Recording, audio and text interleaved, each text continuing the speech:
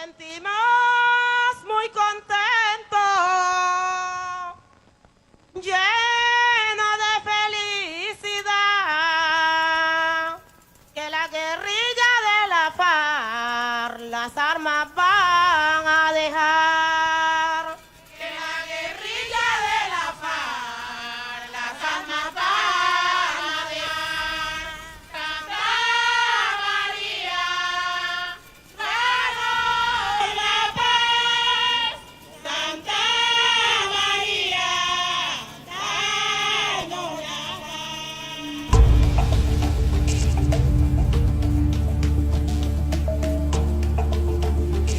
Colombia ya tenía grupos guerrilleros antes del triunfo de la Revolución Cubana, que es la que genera un boom de grupos insurgentes por toda América Latina, desde Argentina hasta México, con excepción de Costa Rica.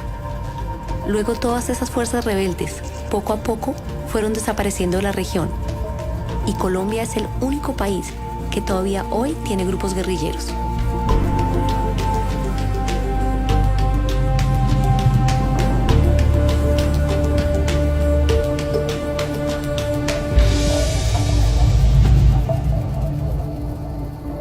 Después de 3 negociaciones fallidas entre el gobierno colombiano y la guerrilla de las FARC, se inicia un nuevo intento. Esta es la historia de la 4ª negociación y del tránsito a la vida civil de la insurgencia más antigua del continente.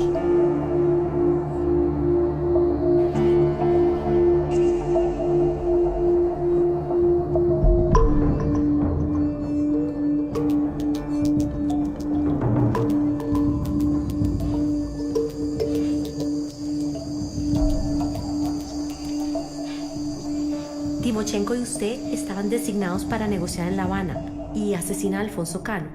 Entonces, ¿qué pasa? Timo dice, bueno, ya, nosotros no podemos ir, entonces usted se va con un equipo, con una misión específica. Ustedes tienen que construir una agenda para que sobre esa base comencemos a discutir la posible salida por un proceso de paz. Ellos dijeron, pase un cuadrante. Hicimos el cuadrante y lo mandamos. Entonces inmediatamente, pum, me ubiqué ahí al pie del río. Y pues nadie va a pensar que yo me voy a acercar a la boca del lobo. Pues entonces yo salí y me ubiqué allá. Entonces pasé las coordenadas. Hablé con Timo en ese momento y le dije, bueno, Timo, yo estoy listo. Dijo, ¿y cómo ve la situación? Yo le dije, no, hasta ahora yo la veo normal. Dijo, bueno, tome la decisión. Dijo, bueno, yo le aviso apenas llega el helicóptero. Dijo, listo. Al ratico pasó el helicóptero así de largo y se tuvo que devolver un poquito. Yo le dije, ya llegó el helicóptero. Dijo, bueno, hermano, entonces que le va bien. Listo. Colgué. En ese momento aterrizó el helicóptero.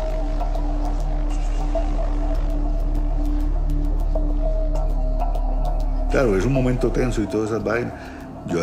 Yo nunca había viajado en helicóptero. Yo creo que el momento más tensionante es viajar en un helicóptero. Pero de ahí a Venezuela eso no es nada, ¿cierto? Siempre es largo. En la selva, atravesar la selva. Ya me trasladaron, fue a la cabecera de la pista. Y yo estaba esperando un avión y nos fuimos. Venezuela. Venezuela.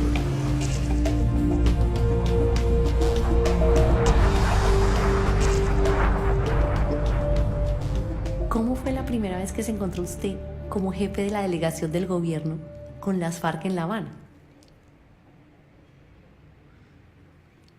Pues primero fue como toda primera vez, llevábamos mucho tiempo planeando esto. En realidad llevábamos casi 1 año y medio planeando esto, porque los primeros mensajes los intercambiamos ya en septiembre del 2010 y esto se dio en febrero del 2012. Y en varias ocasiones en el 2011 casi que se da la primera reunión, por diferentes razones que tenían que ver más que todo con garantías de seguridad. No se pudo hacer, pero entonces era como, y no se podía, no se podía. Finalmente se dio la reunión. ¿Y cómo fue la primera reunión con la contraparte? Bueno, nosotros nos saludamos normal, porque, Bueno, los comandantes nuestros decían, independientemente de con quién hablemos, tenemos que hablar con la gente. Y nosotros nos vamos a sentar con el enemigo, pero para sentarnos con el enemigo hay que hablar normalmente. Al frente mío yo tenía el comandante del bloque oriental, conocido como Mauricio el Médico, que tenía bajo su mando la parte más importante de las FARC. Y yo había hablado muchas veces en mi vida, porque fui viceministro de Defensa, había hablado posiblemente cientos de veces con personas que habían estado en las filas de las FARC, pero nunca con alguien que era un comandante activo de las FARC. Ya conocimos entonces a Sergio Jaramillo, bastante complicado, ¿sí? En la fase secreta, por ejemplo, trabajamos en una casa que estaba cubierta de tableros blancos donde íbamos escribiendo. Y el cambio de una cosa aquí. Entonces nosotros le pedimos a los cubanos, dijimos, ¿por qué no nos hace un favor y nos consigue otro tablero? Entonces, pero llevaron 2 tableros allá. Y este tablero es el de nosotros. A que no nos lo tocan. Entonces escribíamos ahí la idea y tal cosa. Entonces, si usted va a cambiar alguna vez, hágale en el tablero suyo. Pero la idea nuestra, déjenla ahí. Pues de todas maneras, Sergio, un filólogo, imagínese. Creo que tampoco se trata de ser excesivamente frío y distante, sino respetuoso del otro. Y creo que cuando el otro ve que uno es respetuoso, pues actúa de la misma manera. Y así fue durante todo el tiempo. Sí, hacer la paz es más difícil que hacer la guerra. La guerra tiene muchas complicaciones y son complicaciones como muy puntuales, ¿cierto? Pero hacer la paz es pelear contra más gente poderosa.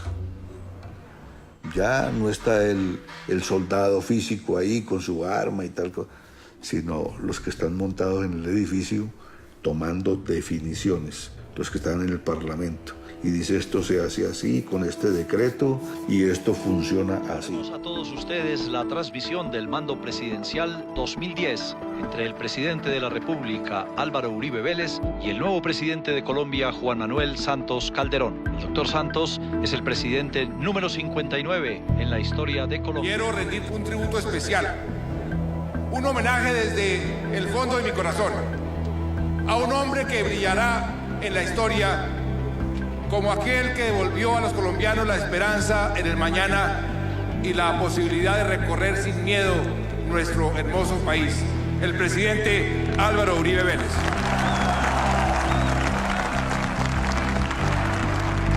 Yo no dije un paraíso, pero el país sí veía una férrea voluntad para mejorar, que ha permitido que los colombianos hoy, mayoritariamente, acepten la seguridad como un valor democrático y una fuente de recursos. Yo siento, presidente, una gran ilusión de colombiano de saber que el timonel de la nación será conducido por usted. Presidente, muchos éxitos.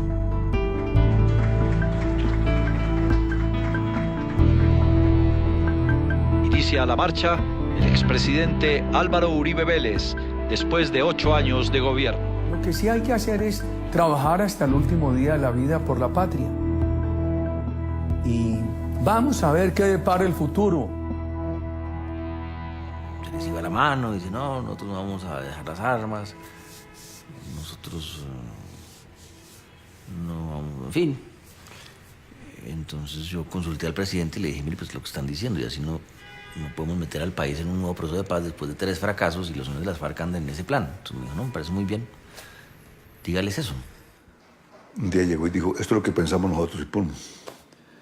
Entonces salimos a un receso, dije, salgamos a un receso. Entonces le dije, bueno, ¿sabe qué? Esta es un acta de rendición. Entonces en ese momento dijeron, después de discutir muy intensamente entre ellos,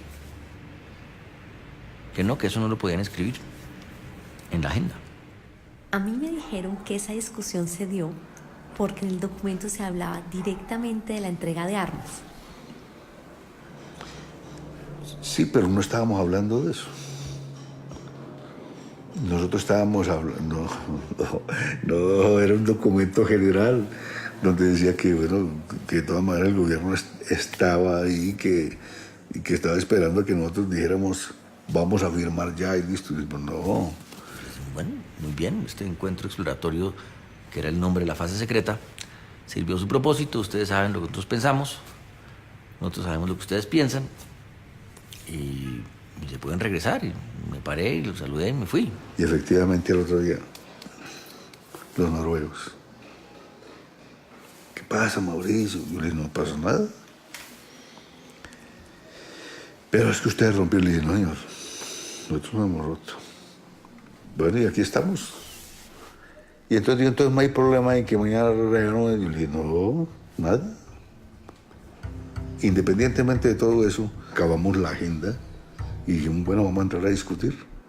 Yo creo que el hecho de que hayamos hecho esta negociación secreta de 6 meses fue definitivo, porque al final lo que tenía uno era un acuerdo marco, que era una especie de contrato.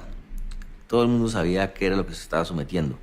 El gobierno tenía claridad sobre qué es lo que iba a hacer, no solamente en los puntos de la agenda, sino en el concepto de qué se trataba esto. Una cosa el fin del conflicto, otra cosa la construcción de la paz. Las FARC sabían exactamente qué es lo que se iba a hacer, y había un acuerdo ya plasmado en el papel que permitía pensar que esto tenía futuro. Y ya siguió la otra pelea. Las delegaciones construyen confianza y finalmente viajan a la inauguración de los diálogos en Noruega, que es uno de los países que apoyó el proceso, junto con Cuba, con Venezuela y Chile. Ya el equipo que estaba definido para eso, ya como se hizo cargo, mejor dicho. Ahí ocurre algo que ha pasado en otros procesos que han comenzado con estas fases de, digamos, de conversaciones confidenciales, y es que cuando uno está trabajando de esa manera, hasta cierto punto es más fácil lograr una cierta sintonía en los propósitos, pero una vez ya se vuelve público, entonces que eso lleva siempre a una cierta radicalización. En este caso aún más, porque las delegaciones en ese momento se refuerzan cuando pasamos a la fase pública. En el caso del gobierno, llega Humberto de la Calle a ser el jefe de la delegación. La delegación del gobierno colombiano presenta un saludo de agradecimiento a los gobiernos de Noruega y de Cuba por el importante papel que han jugado durante este proceso como garantes del mismo. Al Iván Márquez, jefe de la delegación de las FARC-EP. Nuestro sueño, la paz con justicia social y soberanía. La paz que hemos querido nosotros, por la cual hemos luchado por mucho tiempo. Intervención del presidente de la República, Juan Manuel Santos Calderón. Hace unos días confirmé que habíamos avanzado en unas reuniones exploratorias en el exterior con representantes de las FARC. Dije que un proceso para terminar el conflicto en mi gobierno solo sería posible si este sigue 3 principios. Aprender de los errores y aciertos del pasado para no crear falsas expectativas. Lograr efectivamente el fin del conflicto, no su prolongación.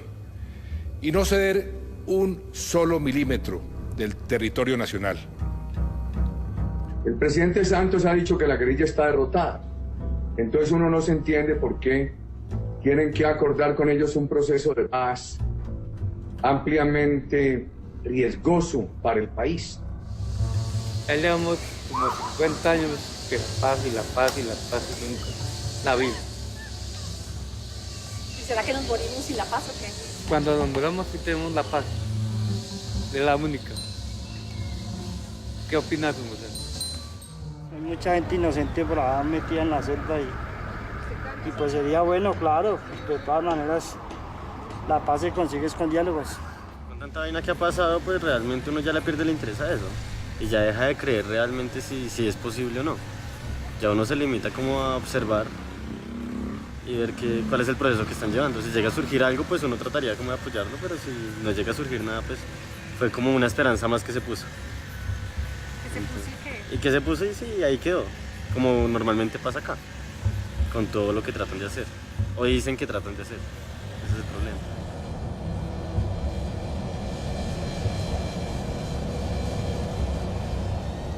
Los diálogos que en ese momento se pensó que durarían unos meses y no 4 años, se realizan en Cuba.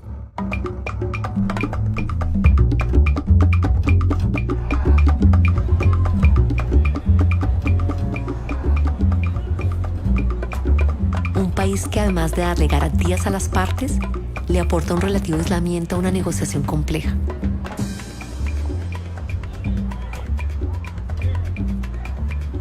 Las delegaciones fueron alojadas en El Laguito, un barrio de lujosas mansiones expropiadas por la revolución.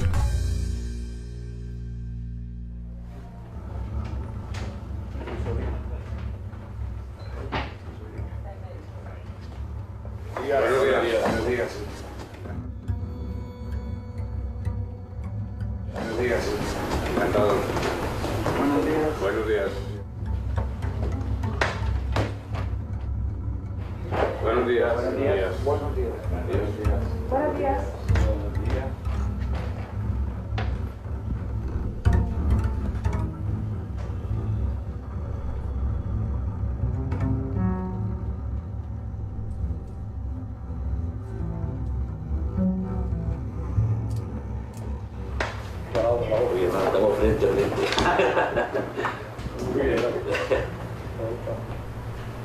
De nuevo nuestros saludos, nuestros respetos. Igualmente.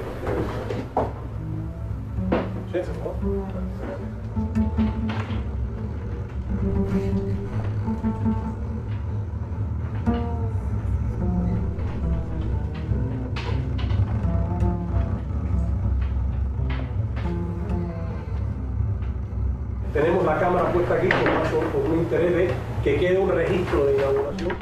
El uso de ese registro será el que las partes determinen.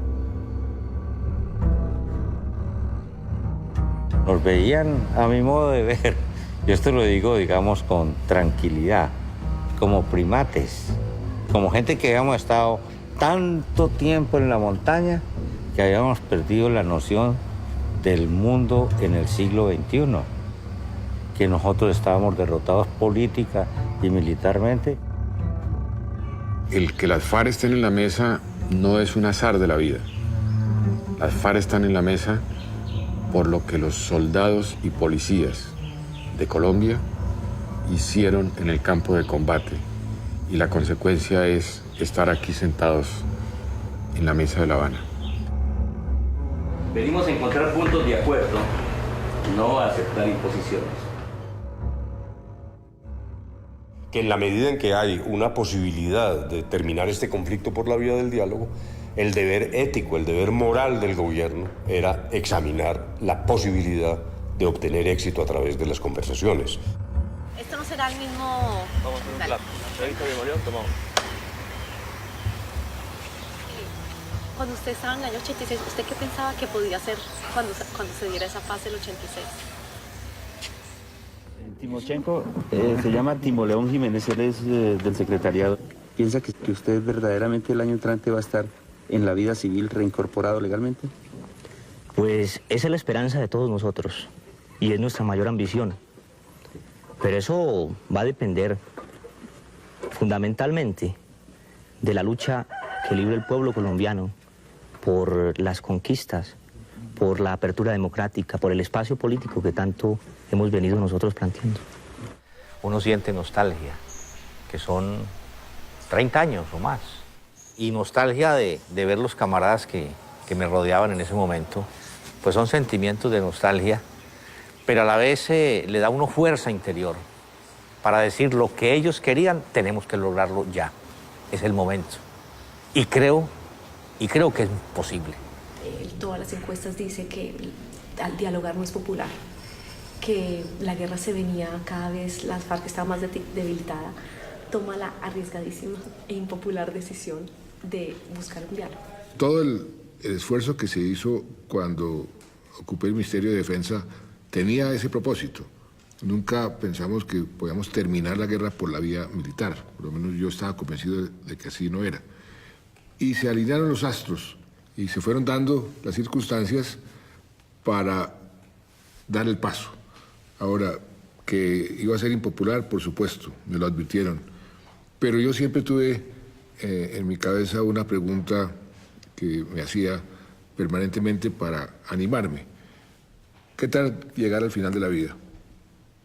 Con el arrepentimiento de que tuve la oportunidad de ensayar la paz en Colombia y no la tomé. Se me dio la oportunidad y había que tomarla. Así empezamos porque el jefe de la delegación... ¿Cómo hacemos con el perrito? El perrito ya me lo llevo con el Juancho. Llévelo, Juancho. Bueno. Entrevista de Biomarca, toma uno. ¿Cómo Luciano Marín pasa a ser Iván Márquez? Yo era profesor de un colegio de bachillerato, militante comunista, del Caquetá, y estaban matando a la gente. No. Tengo que proteger mi vida. Y entonces eso fue lo que obligó a esta decisión. Y también un poco la simpatía por la lucha armada, también, ¿no? Eso hay que reconocerlo. Y partí para la montaña. 3, 2, 1. Esta es una historia de violencia muy larga, ¿no? Una cosa que se ha dicho y que ya es repetitiva, pero de mi generación nadie ha tenido un día de paz en Colombia. ¿Usted también ha vivido la violencia? Sí, claro. En Manzanares a mi padre lo amenazaron, le dieron 24 horas para salir del pueblo. Yo tenía 6 meses, esto obviamente lo supe después. ¿Y cómo entra usted en el proceso? Bueno, me llama el presidente de la República y luego me dice si yo quería actuar como jefe de la delegación del gobierno. Realmente fue muy sorpresivo esto. La cabeza le pasan una mezcla de emociones muy complejas, porque por un lado, primero es una gran distinción, dijéramos, probablemente una de las mayores distinciones de mi vida, y eso se lo agradezco al presidente. En segundo lugar, también cierto temor, es una responsabilidad enorme. Lo que ha ocurrido en 50 años es tremendo. Los fracasos anteriores, luego uno se echa encima, como Atlas, pues el mundo a sus hombros. Un equipo de guerrilleros y de mandos de la FARC fueron designados para cumplir esta misión. Creo que es la misión más importante que nos han entregado.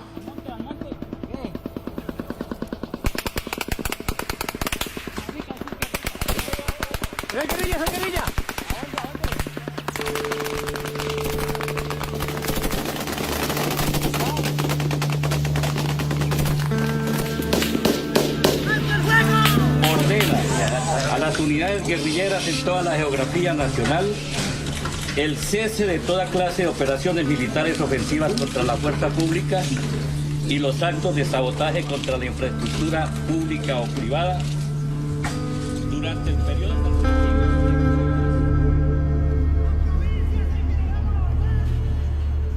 Los últimos 20 años atendimos alrededor de 4.000 y pico de soldados heridos en combate con heridas graves. Claro, eran pacientes soldados, 20, 30 años, mucha población joven realmente.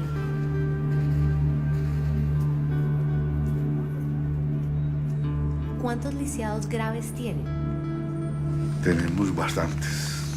No sé el número exacto, pero tenemos bastantes. Los médicos nuestros atendiendo camaradas así al aire libre para salvarles su vida. No, eran unas imágenes muy fuertes, porque hubo camaradas que quedaron muy mal. Fundamentalmente problemas de heridas.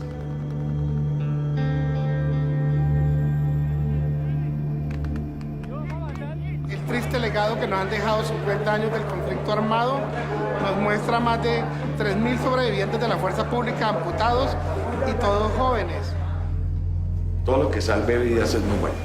Y todo lo que salve vidas de gente menor de 22 años, que era nuestro 80 y pico % de heridos en combate, tiene que ser muy bueno.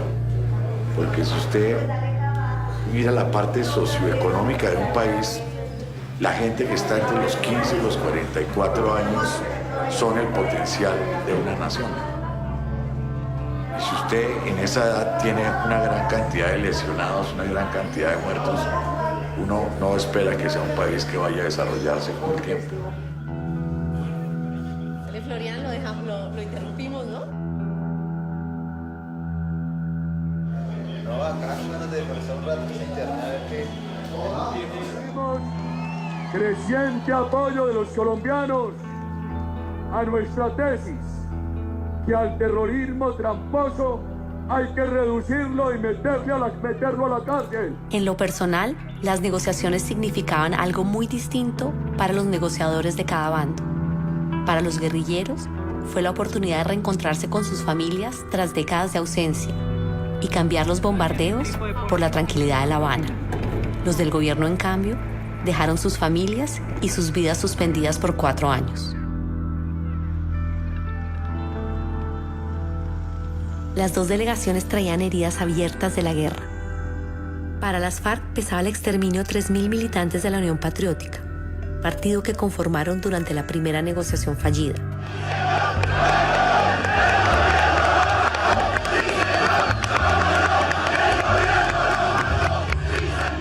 Se han masacrado de la manera más salvaje a varios dirigentes y militantes de nuestro movimiento político. En consecuencia, le hemos dicho al gobierno nacional que nos defina si tenemos derecho a vivir o no en nuestro país.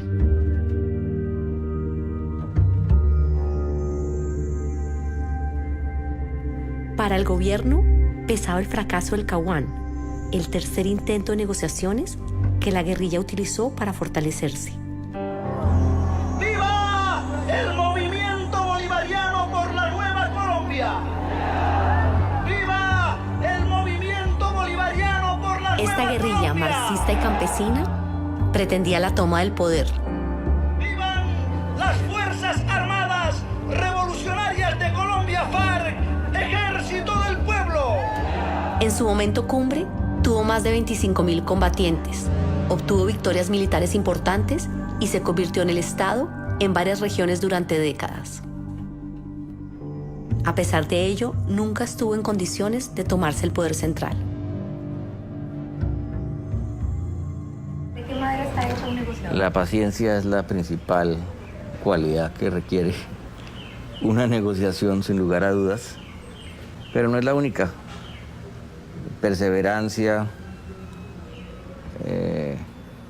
una capacidad de oír, pero también una capacidad de autorreflexión y de saber uno hasta dónde puede llegar, porque nuevamente no puede olvidar que lo que está haciendo tiene consecuencias muy importantes. ¿Dónde está? Sergio, ¿puedo ir a la casa a filmar allá un poquito? Ah, no, me vas a ir hasta allá. ¿Qué? Lo están esperando los tres.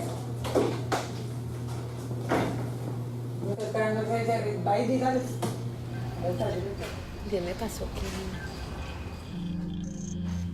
Filmar en La Habana la negociación era extremadamente difícil por el carácter secreto de los diálogos, el hermetismo del gobierno y los hábitos clandestinos de la guerrilla.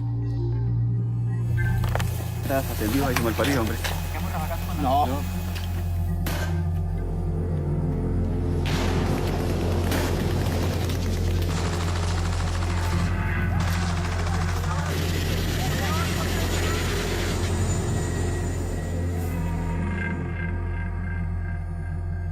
Dialogar en medio de la guerra llevó varias veces al borde del rompimiento de esta negociación, pero fueron las crisis internas las más difíciles de sortear, aunque el público no supiera de ellas.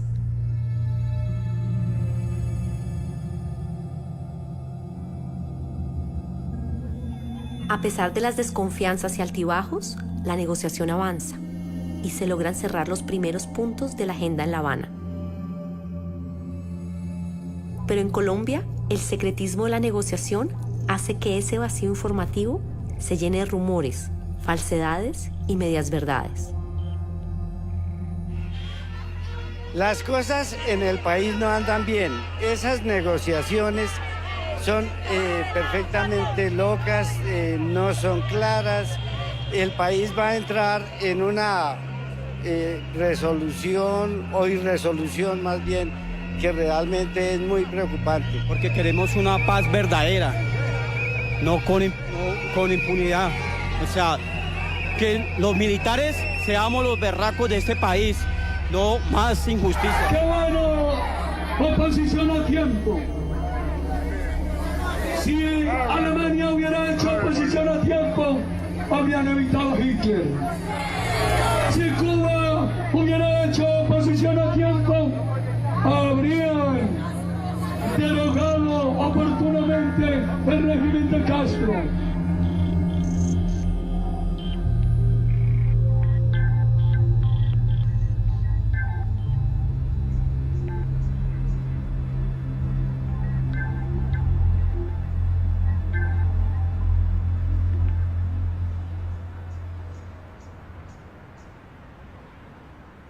Yo soy consciente de una cosa que a mí me parece paradójica y realmente muy preocupante. Muchos colombianos no quieren que haya participación política de las FARC, cifras bastante abultadas y consistentes en las encuestas. Aquí sí tendremos que hacer un gran esfuerzo pedagógico, porque entre los varios propósitos de un proceso como este está el que precisamente la dejación de armas le permita a ese grupo entrar en la vida política y continuar impulsando sus ideas. Si un proceso de paz se hace para que la guerrilla deje las armas y participe en política, ¿cómo ustedes nos vienen a decir que desistamos de participar en política? ¿No? Eso no puede ser, que los guerrilleros no puedan entonces ser elegidos a cargo de elección popular. Cuando el entonces presidente Álvaro Uribe hizo la negociación con los paramilitares, se enfrentó al mismo dilema entre paz y justicia. En ese momento, consideró que debía prevalecer la paz sobre la justicia. Comprendo la preocupación que surge de atenuar la justicia frente a delitos graves, pero también debe entenderse que en un contexto de 30.000 terroristas, la paz definitiva es la mejor justicia para una nación en la cual varias generaciones no han conocido un día sin actos de terror. En este gobierno se ha desmantelado el paramilitarismo. En el pasado la FARC decía que si Colombia desmantelaba el paramilitarismo, se desmovilizarían. Es hora de que cumplan su promesa. Nuestro gobierno está listo para la paz, con la misma devoción con que hemos conducido la seguridad. Invito a las FARC a considerar una negociación sencilla, ágil, de buena fe, en la cual serían rodeados de garantías democráticas. Particularmente yo diría que una solución en materia de justicia y luego la consolidación del fin del conflicto, de la dejación de armas, seguramente van a ser discusiones muy complejas y realmente muy difíciles. Y no solo complejas y difíciles, sino también dramáticas para los colombianos.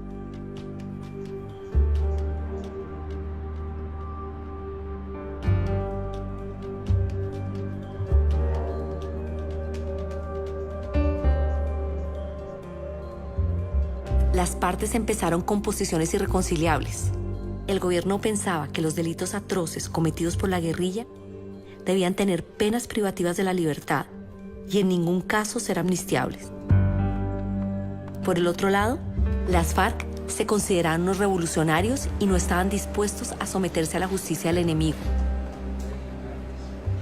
En la agenda de 6 puntos se avanzó los 3 primeros a buen ritmo. Se negociaba durante 3 mañanas y se descansaba 1. A la semana y media, el gobierno volvía a Bogotá a informar y recibir instrucciones. Pero cuando llegó el 4.º punto, justicia y víctimas, la mesa se estancó durante más de 1 año. Ese punto. Vamos anticipando la simultaneidad de la discusión, entonces es perfectamente lógico que...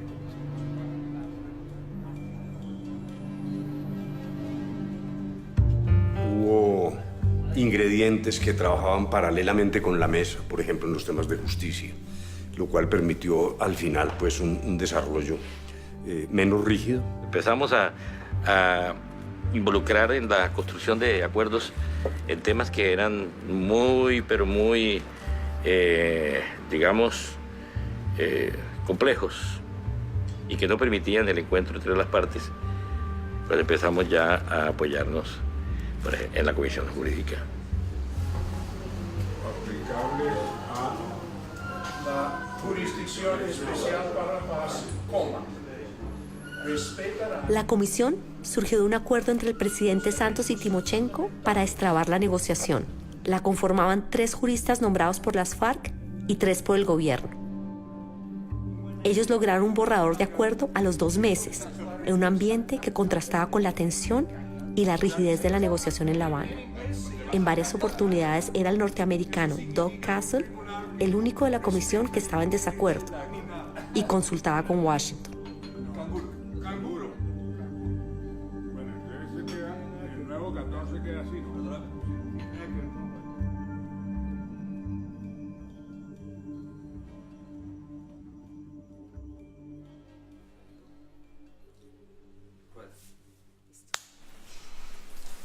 Entras, ¿cómo es el ambiente? ¿Cuáles son los temas álgidos? ¿No está avanzando? ¿Se está avanzando? ¿Cómo era ese momento? No, nosotros entramos en un momento muy difícil. Justicia era el tema más difícil. Y sobre todo era un tema que las partes no habían podido llegar a un acuerdo. Si se solucionaba el problema de justicia,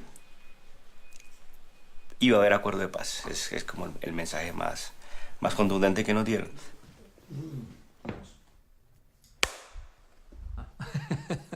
Por supuesto, el derecho penal no es el vehículo para construir la paz.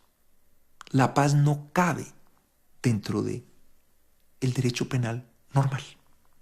Es imposible. Yo creo que el meollo del asunto era si íbamos a tener una justicia para todos.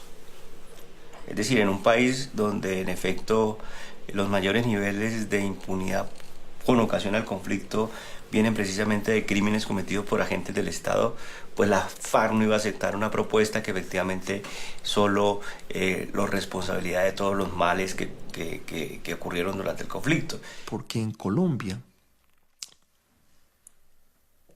la justicia juega un papel muy importante y se le llevan a la justicia problemas que se podrían resolver en otros países políticamente.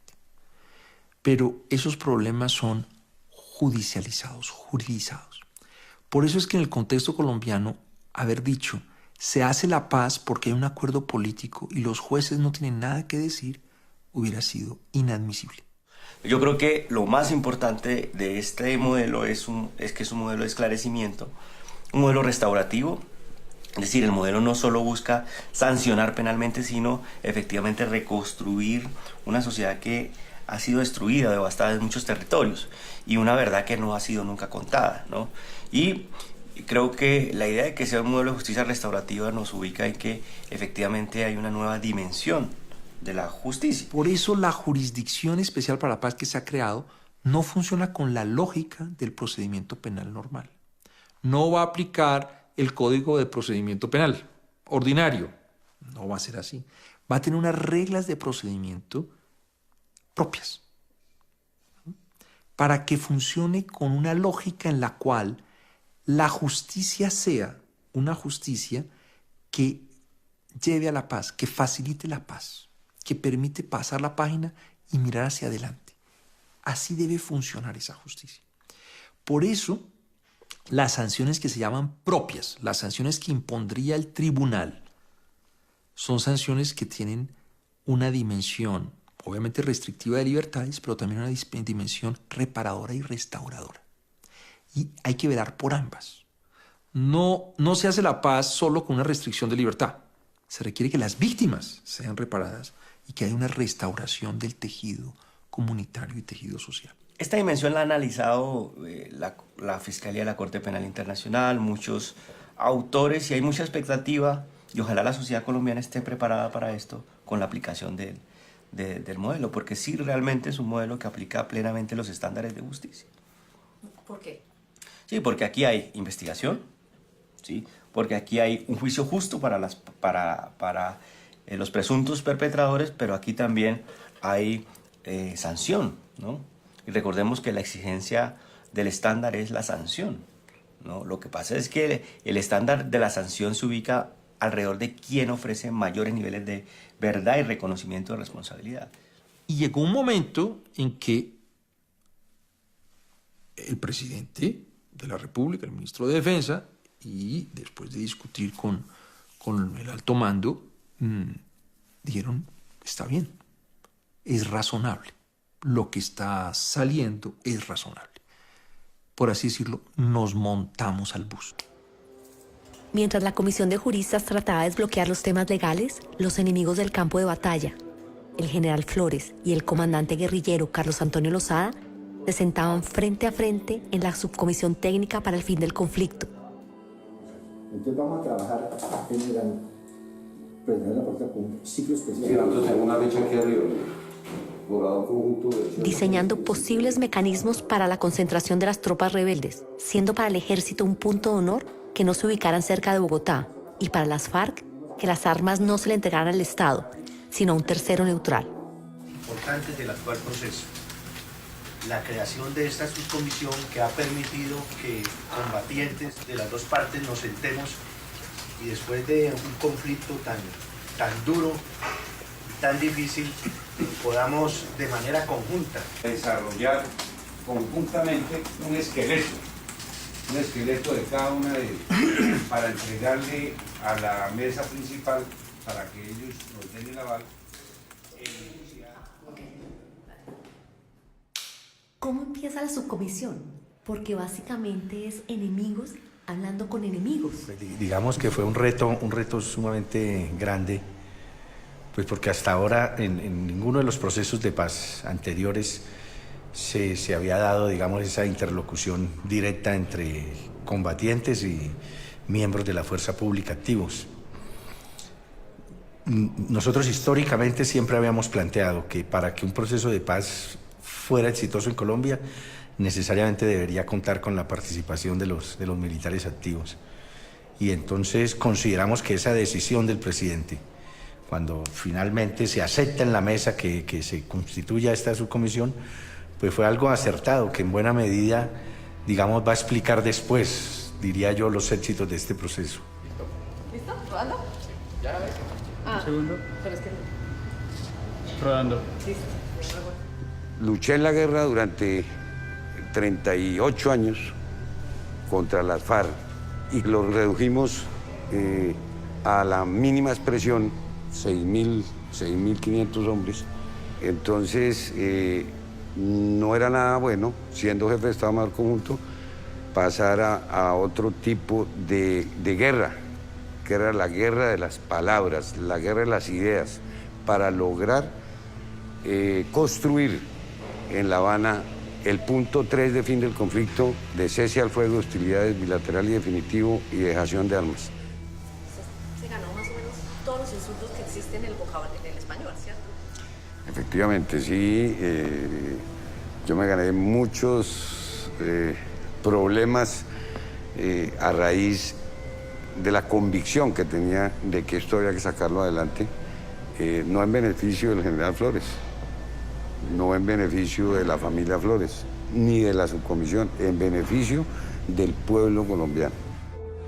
No podemos dejar que aquellos, los soldados y policías de Colombia, que han hecho tanto sacrificio para salvar esta democracia del poder amenazante del terrorismo, sean tratados como terroristas.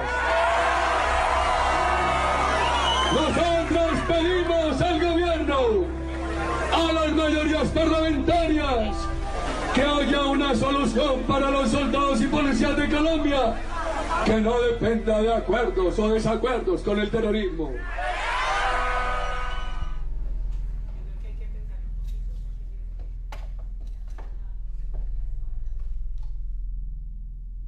El profesor Iván Orozco ha dedicado su vida al estudio de la guerra y la paz. Llegó a La Habana como asesor del gobierno del Punto de Justicia. Soy un convencido de que salir de una guerra siempre es urgente y que son muy pocas las cosas que pueden verdaderamente justificar que uno no privilegie salidas y transacciones capaces de incentivar que un actor en la guerra la abandone y entre en la vida política. Es la agenda del acuerdo general de la paz. La creación de un comando de transición en cabeza de un general de la fuerza pública es una decisión presidencial que nos obliga a preguntarnos si la presencia de militares activos en la mesa de conversaciones de La Habana ha tomado en consideración el asunto de si ellos lo hacen o no, sujetándose a la permanencia de la línea de mando y sin poder comprometer nada. La guerra liderada por la insurgencia contra el régimen político, elitista y oligárquico que nos gobierna es una guerra de carácter político, y la represión que ha sufrido el movimiento popular, social y campesino, es decir, el terrorismo de Estado, también ha sido por razones políticas. Cualquier tema que ellos pongan se convierte en la noticia del día. Yo creo, Humberto, pero revisar la agenda no es viable. Pero estamos envainados, porque usted sale ahorita, Humberto, entonces es como si fuera la respuesta obligada, pero estamos envainados, el silencio nos mata, y salir ahorita a replicar nos mata también. Lo que no significa que no tengamos que salir a responder. Sí, pero yo creo que vale la pena es mirar a ver cuál es la mejor línea de acción, analizarla, porque nosotros hemos seguido una línea de acción de no dar respuesta, nunca se le ha dado respuesta. Y cambiar la línea de acción hay que analizar muy bien si es favorable para nosotros o no. Pero lo cierto es que esta vaina de todos los días es mortal para nosotros, para los colombianos. Dicho, ayer todo el día fue... Pero yo votaría a final de ciclo, miremos cómo evoluciona. Mi visión es la visión del militar, del general que estuvo en el campo de combate, del militar que tiene sus propias convicciones. Y muchas veces las decisiones políticas chocan contra la visión del militar y con la convicción del militar.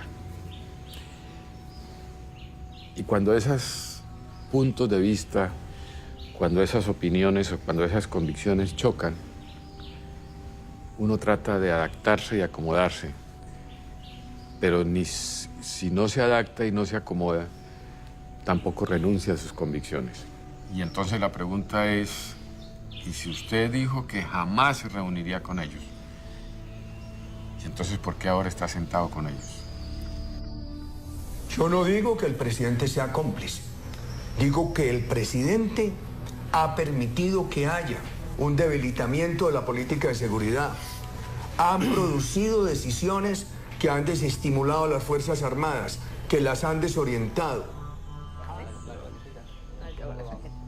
General Mora. Y si yo soy soldado policía, soy oficial o suboficial, y veo que los comandantes que hasta hace pocos días me incitaban a combatir a estas otras personas por terroristas, están negociando con ellos, yo de pronto desatiendo la instrucción del presidente. Digo, el presidente nos dice aquí que hay que seguir combatiendo el terrorismo, pero ahora están negociando con ellos. Pues estoy sentado con ellos porque son o es la consecuencia de las victorias de nuestros hombres. Porque las guerras, casi que la mayoría de ellas, o el 99% de los conflictos y las guerras, terminan en un proceso de conversaciones o de negociaciones. En la historia de la humanidad son muy pocas las guerras que terminan con el exterminio total y absoluto del enemigo o de la organización. Por primera vez en una negociación de paz, las víctimas tienen voz y su presencia y testimonio humanizaron esta árida negociación política. Queremos destacar que las delegaciones del Gobierno Nacional y de las FARC recibieron con la mayor atención reconocimiento y respeto las distintas delegaciones y posturas de las víctimas sin excepción. Yo ya lo perdí todo, pero podemos hacer mucho en honor de todos estos seres queridos que perdimos para reconstruir la paz y la reconciliación en Colombia.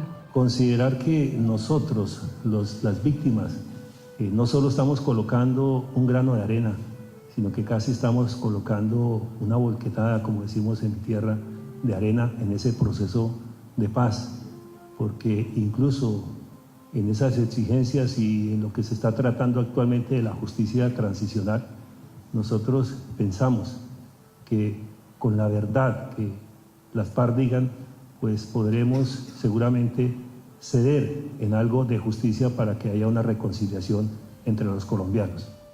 Desde ese punto de vista que de alguna manera todos somos responsables del paso que viene, porque ya lo que pasó, pasó, las masacres pasaron, la de sangre pasó, ahora ahí tenemos un reto muy grande, no solo los negociadores que están aquí, que lo que nosotros les decimos es no se paren de la mesa, a pesar de las diferencias, ¿no? Sino que entre todos podamos construir esta paz anhelada de Colombia.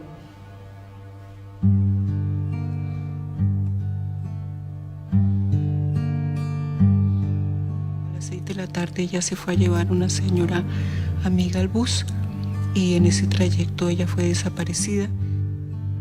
Mi padre tenía 51 años cuando fue asesinado, yo tenía 12 años y tras esos luctuosos hechos tuvimos que salir del país con mi mamá amenazados. A mi hijo lo asesinan con 6 impactos por la espalda llegando al comando. Mi hijo tenía 23 años.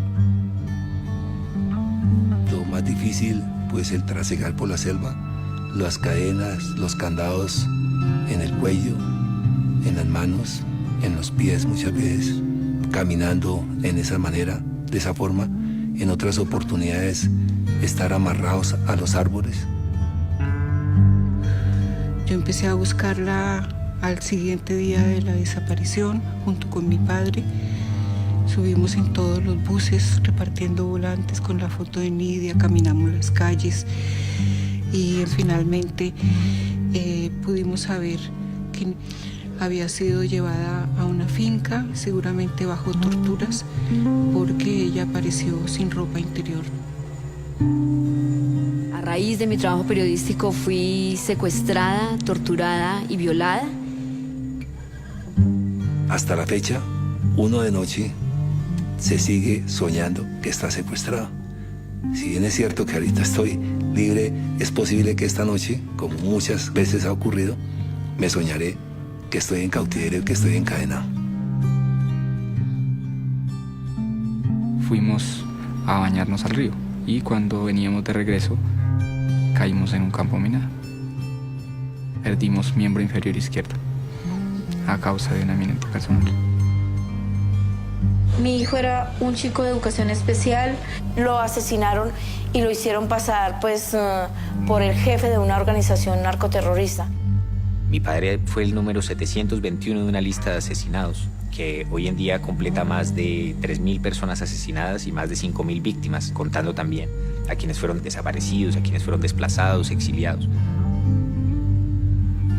Truncaron la vida de un ser humano tan joven, sin realizarse, en donde tenía tantas metas, tantos objetivos, tantas esperanzas, tantos sueños, y no los pudo realizar.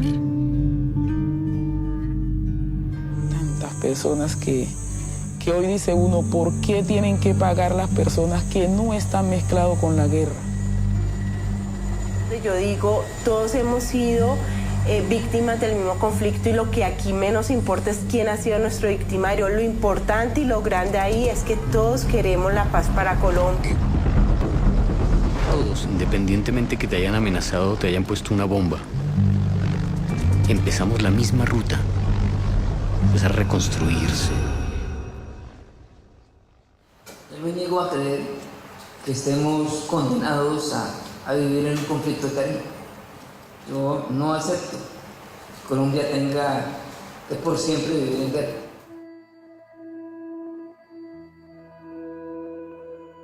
Por primera vez, después de 3 años de negociaciones, Santos y Timochenko se encuentran y definen que en un plazo de 6 meses se firmará la paz.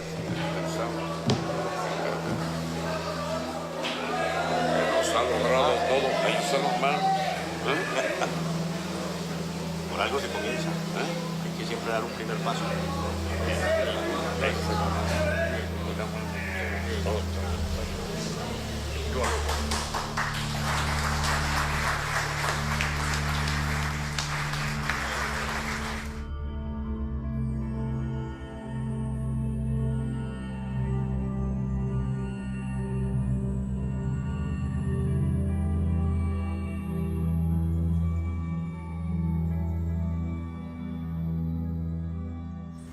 El 23 de marzo, hace 6 meses, usted se estrechó la mano por primera vez con el presidente Santos. ¿Cuánto más falta? Esa pregunta no era para esta entrevista. Muy bien. Pero sí. No, yo creo que fue un momento muy importante. Le estreché la mano, nos sentamos, como estamos usted y yo, comenzamos a hablar. Le dije, mire, pues usted y yo tenemos una gran responsabilidad de sacar esto adelante. Esto para la historia del país, para las próximas generaciones, es lo más importante que hay y en cierta forma tenemos que trabajar juntos. ¿Ah, sí? Un recuento de quién podía ser. Dale. Me faltaba eso en la lista. Las conclusiones es que hay muchos, para muy pocos buenos, y un solo puesto. Hay un solo puesto. Y todos son conservadores. Bueno, pero ¿cómo los parece? ¿quiénes estaban en la lista? Le voy a decir lo siguiente. Menos usted. No, pero realmente un tema muy serio es que todos son enemigos del proceso. ¿Todos? Es que eso fue lo que No, hicimos. no todos. ¿Para el 2018? Pero casi todos.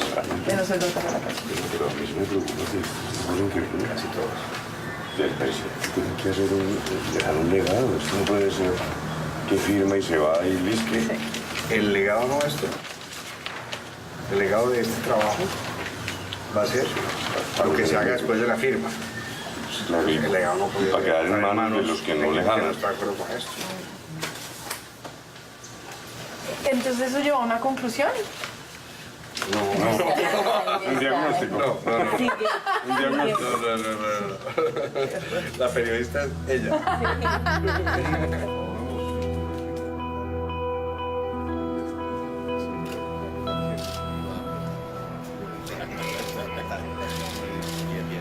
Ya con toda la tropa. Italiano. Después de superar todos los obstáculos durante 4 años de negociaciones, el presidente Santos y Timochenko firman el acuerdo de paz.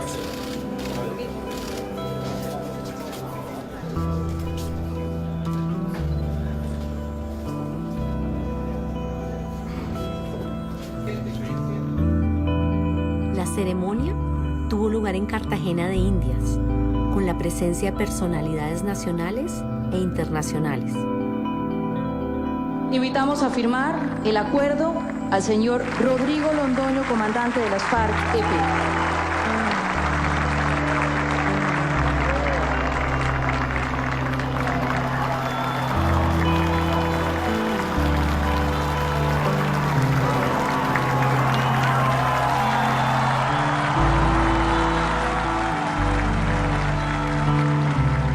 Firma en este momento el presidente de la República de Colombia, Juan Manuel Santos.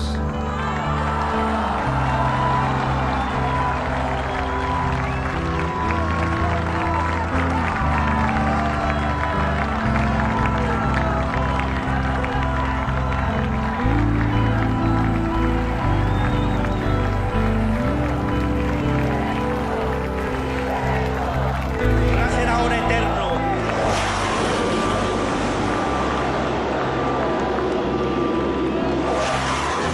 Bueno, esta vez venían a saludar la paz y no a descargar bombas. Nosotros le decimos al gobierno y a los negociadores que están más conectados con los terroristas que con el corazón del pueblo colombiano. Señor general, mil gracias por todo.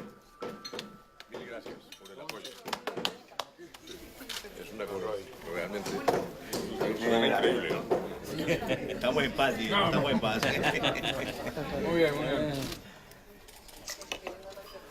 Como promesa en la campaña de reelección, el presidente Santos había asegurado a los colombianos que tendrían la opción de refrendar, o no, los acuerdos de paz. La decisión, colombianos, está en sus manos. Nunca antes nuestros ciudadanos habían tenido a su alcance, como ahora, la llave del futuro. ¿Apoya usted el acuerdo final para la terminación del conflicto armado y la construcción de una paz estable y duradera? ¿Usted votaría sí o no? Votar por el plebiscito es votar por la impunidad. Votar por el plebiscito es votar por las parteras de nuevas violencias, la elegibilidad.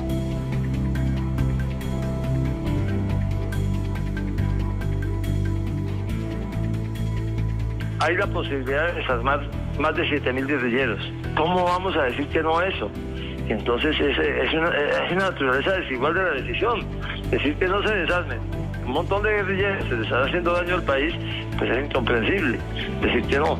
Y eso es lo que finalmente yo creo que la gente está comprendiendo. Que la FARC se sometió en ese negocio que hicimos en La Habana a la justicia colombiana, al Tribunal Especial de Paz, una organización que durante 55 años desconoció el Estado de Derecho colombiano. Eso ya es una ganancia. Se firma al final de un proceso de paz y eso significa que mis nietos van a crecer en un país distinto y eso es muy emocionante, sin ninguna duda. Los niños aquí presentes, los ancianos, los jóvenes, las mujeres, los hombres, los campesinos, nos encontramos cansados de la guerra. Nos encontramos cansados del abandono estatal.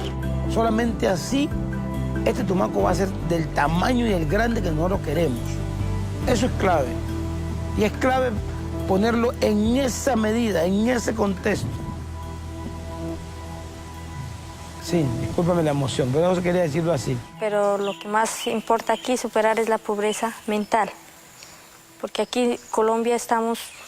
No es ofensa, pero Colombia tenemos una pobreza mental muy avanzada y tenemos ya que cambiar ese chip.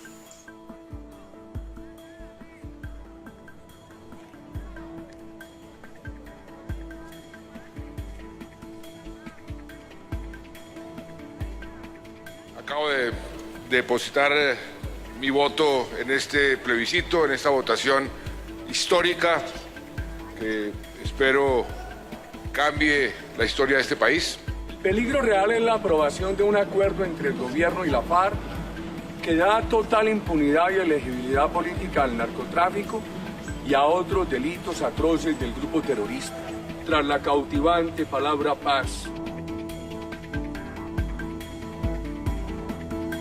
No, ya en este momento lo que esperamos es una decisión democrática. Tenemos que respetar el resultado, todos debemos respetar el resultado. Y estamos simplemente a la expectativa. En caso de no, ¿cuál va a ser su día? No, yo no quisiera hacer especulaciones sobre resultados en este momento. Hablamos un poco más tarde. Las encuestas le daban una holgada ventaja al voto por el sí. Pero contra todo pronóstico, ganó el no.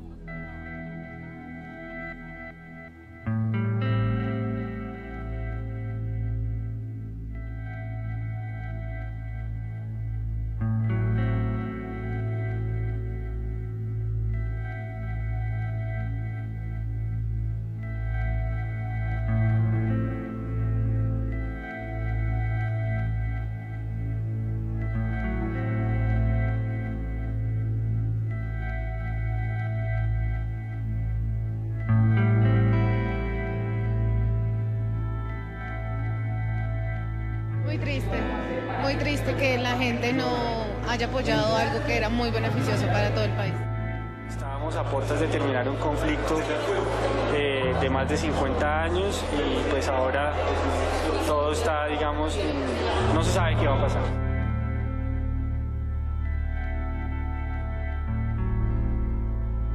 Curiosamente, el sí ganó en las zonas más afectadas por la guerra.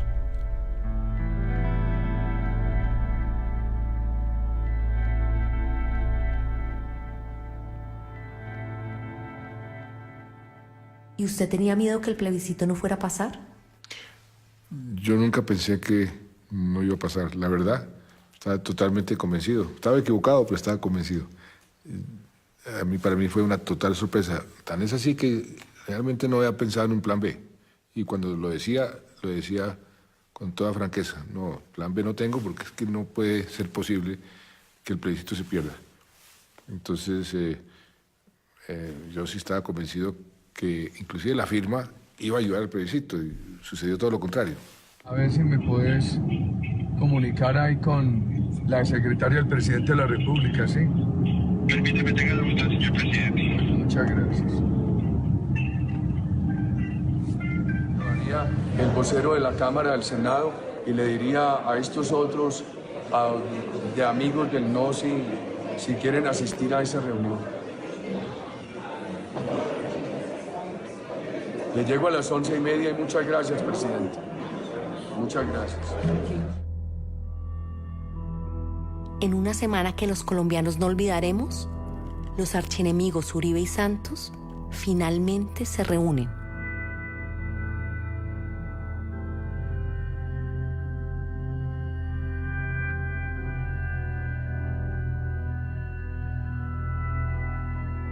El gobierno se reúne a escuchar las inconformidades de los voceros del no.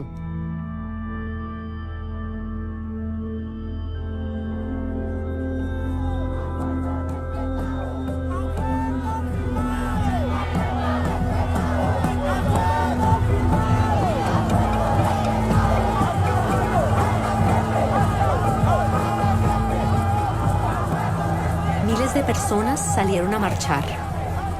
El país quedó en el limbo. ¿Guerra o paz?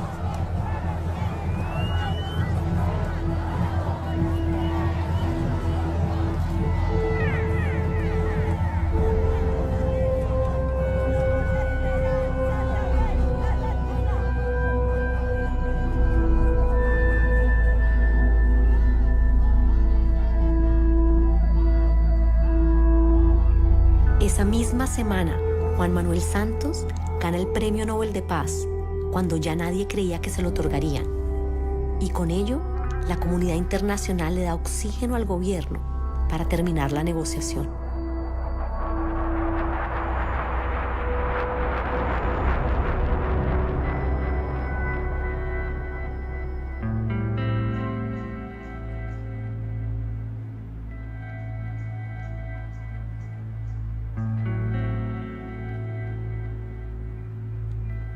Los negociadores del gobierno vuelven a La Habana a renegociar lo ya negociado.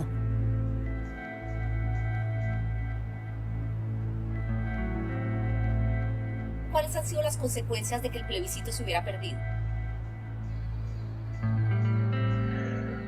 Pues yo creo que las consecuencias han sido realmente muy serias, porque eso todo podía haber salido realmente muy mal.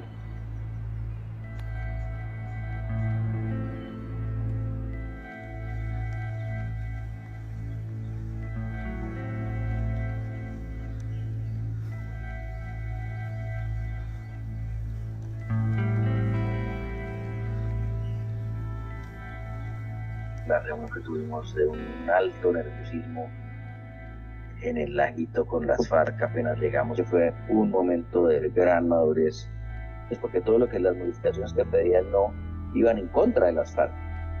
Entonces, haber reconocido el momento histórico, haber reconocido la sensibilidad y haber dicho, no, hombre, acá lo que hay que hacer es aceptar que tenemos que modificar el acuerdo, me parece que fue el momento más alto de las FARC en todo el proceso de paz. Trae un cúmulo de iniciativas para discutir con las FARC y reafirmar que el acuerdo es un acuerdo entre el gobierno y las FARC que ocurre en esta mesa y no en ningún otro sitio. Entonces, dijéramos, eso ya que es bueno recordarlo. Segundo, el deseo del presidente es acelerar al máximo, lograr rápidamente finiquitar este nuevo acuerdo que permita luego dar los pasos subsiguientes en función de lo que también acordemos las partes en la mesa. Eso exige, dijéramos, de ambas partes una actitud proactiva y abierta, y flexible. Esta mañana me dijo Iván Márquez, bueno, pero la delegación del gobierno tiene que facilitar y simplificar, por lo cual estamos de acuerdo, pero yo creo que eso debemos predicarlo de todos, y todos sobre todo debemos tener en cuenta que si hay la necesidad de enviar un mensaje que signifique que un acuerdo nuevo es realmente nuevo. ¿Quién me está dando esta para mí? ¿Me llevo mirando aquí? Ah, sí. Bueno, tú miras, voy a mirar el señor, sí, está bien, gracias. Yo que le agradezco, ¿verdad? Pues nunca ustedes tienen esto conmigo. Sí. 4 años más que uno la va a ir en la mesa.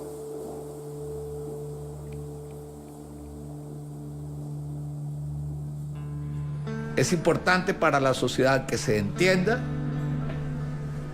que esto no fue un regalo, que esto fue una negociación muy dura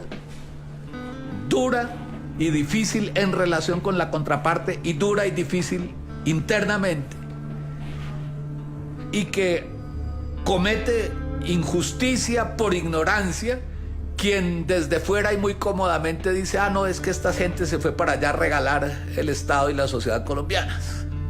Que pueden los delincuentes de lesa humanidad ser candidatos. Eso es mentira ese paraco de Uribe, decían. Y miren lo que ha resultado, Cuando nosotros decimos cuidado con el castrochavismo, dicen mentiras, le están creando falsa alarma al pueblo colombiano. Esta tarea la asumimos con compromiso, respeto y responsabilidad. Pensamos en los colombianos, en sus expectativas, sus inquietudes válidas, pero también trabajamos con la certeza de que no hay más tiempo que perder, Estamos convencidos de que este documento señala caminos viables y posibles para acabar con tantas décadas de conflicto en Colombia. El principal garante del cumplimiento y la implementación de los acuerdos, además del componente internacional, es el propio pueblo y sus organizaciones, porque nadie mejor que él puede sentir la urgencia de su concreción, porque toca con su dignidad y su derecho a vivir en paz.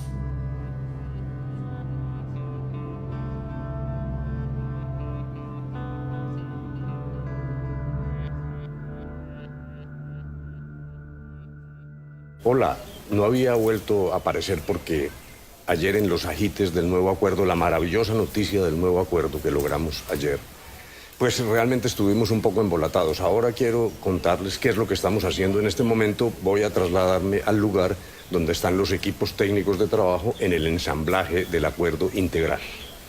Inicialmente se anunció el nuevo acuerdo. Se pensaba publicar solo lo nuevo,